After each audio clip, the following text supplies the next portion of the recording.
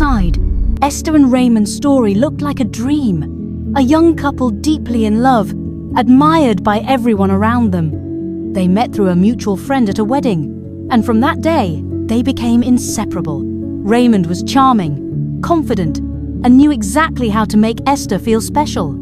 He said all the right words, did all the right things, and made her believe that she was the center of his world. Within a year, they got married. The wedding was grand, filled with laughter, music, and the blessings of family and friends. Everyone admired them, calling them the perfect couple. Esther's heart overflowed with joy. She believed she had found her forever. She couldn't have imagined that the same man who smiled so lovingly on their wedding day would soon become the source of her deepest pain. After the wedding, their life seemed beautiful. They moved into a new apartment, decorated it together, and made plans for their future. Raymond was attentive, always wanting to know where Esther was, what she was doing, and who she was talking to. At first, she thought it was care. She thought, he just loves me too much. But care slowly turned into control. It started small. Raymond began choosing what she should wear out, how she should style her hair, even which friends she should keep. He would say things like, I just want what's best for you, or a good wife doesn't need too many friends. Esther didn't argue. She loved him and didn't want to upset him. She believed that compromise was part of marriage. As time passed, Raymond's control deepened. He became easily irritated, snapping at the smallest things. One evening, Esther was on the phone with her sister, Chioma. Raymond overheard her laughing and frowned. Why are you always talking to Chioma? He asked, his tone cold. You have a husband now. You don't need to be gossiping every night. Esther tried to explain, but he cut her off. Don't argue with me, he said firmly. You know I don't like it.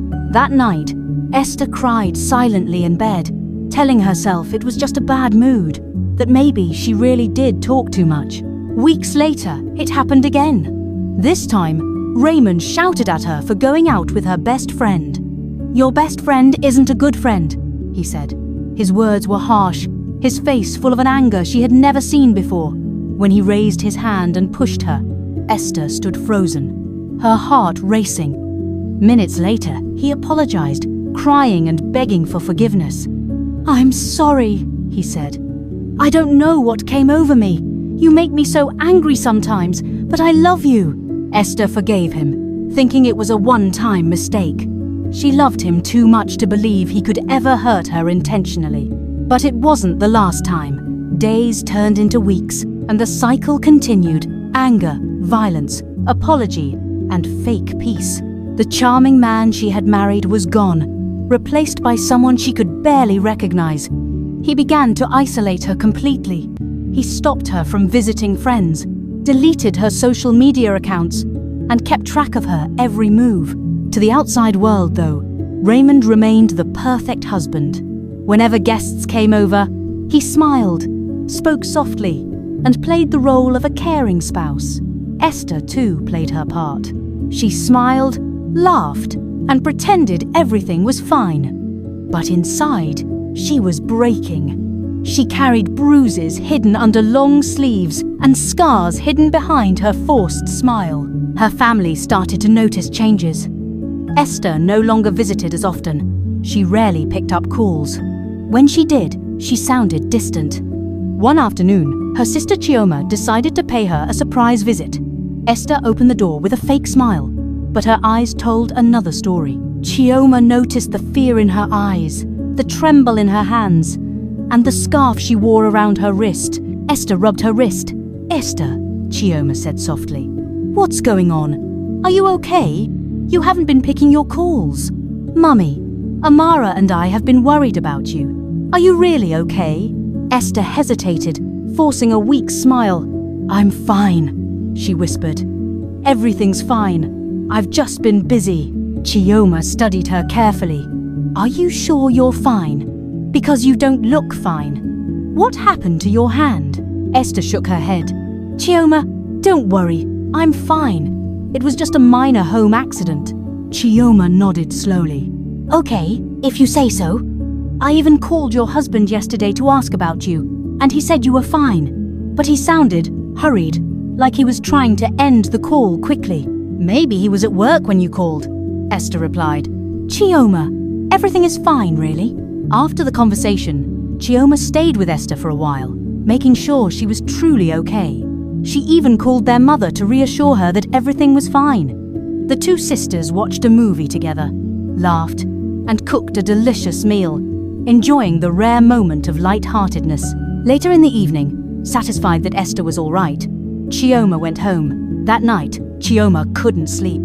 She knew something was wrong. The next day, she returned with determination and found Esther alone. After a long silence, Esther broke down and told her everything. The shouting, the maltreatment, the beatings, the fear. Chioma held her sister and cried, "You have to leave, Esther. This isn't love, this is abuse." Esther was terrified.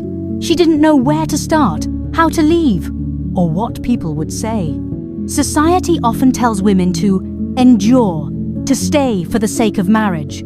But at that moment, she realized that staying could cost her life. With her sister's support, Esther began to take some steps. She reached out to a counselor, learned about women's rights, and secretly saved a little money.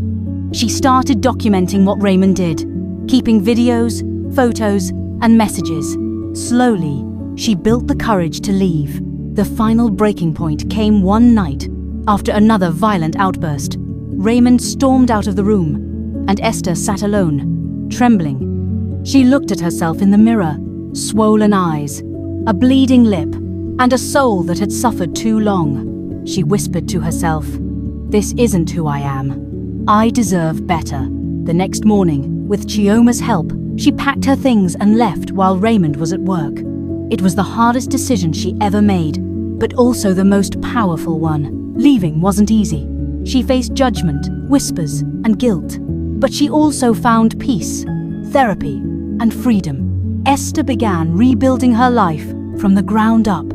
She joined a support group for survivors of domestic violence and, over time, began to share her story publicly to help others recognize the signs she once ignored.